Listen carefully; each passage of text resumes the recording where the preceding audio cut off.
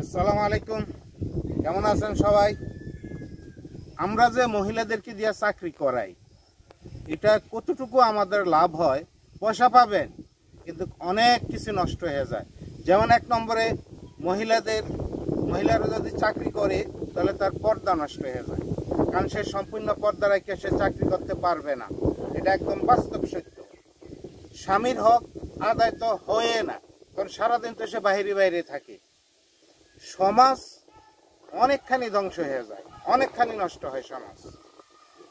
সন্তানের হক কি আদায় হয়? পুরাপুরি আদায় হবে না। সন্তান কে দেখবে? কারণ আয়সা তো সে পাকশাক করবে, ঘুমাইবে, খাবে, ঘুমাইবে, সকালে সে চলে যাবে, আসবে রাত্রে।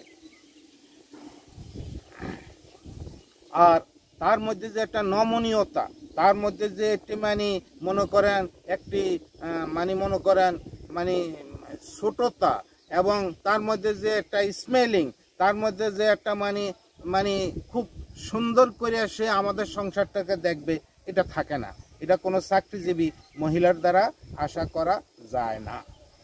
পরিবার ধ্বংস হয়ে যায়, এবং বয়ফ্রেন্ড, তার কলিগ যারা আছে, অর্থাৎ সে যে অফিসে চাকরি করে, তার উপরে যত অফিসার আছে, প্রত্যেকের সাথে সে বয়ফ্রেন্ডের মতো আচার আচরণ করে থাকে। কারণ তার চাকরিকে টিকানোর জন্য, প্রমোশনের জন্য, চাকরি তার বেতন বৃদ্ধির জন্য সেটা করতে হয়, না করে কোনো উপায় নাই।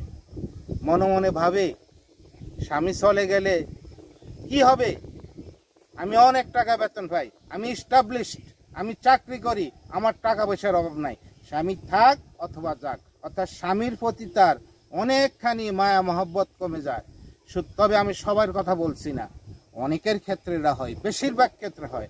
আমরা মহিলাদেরকে দিয়ে কোনো অবস্থায় চাকরি করাবো না, কোনো দরকার নাই তাদেরকে দিয়ে চাকরি করার। তারা ঘর সামলাবে, বাচ্চা কাচ্চাদের লেখাপড়া সামলাবে, তারা বাকি যতটুকু কাজ আছে সংসারের মধ্যে এটাই দেখবে, এটাই যথেষ্ট। আসসালামু আলাইকুম।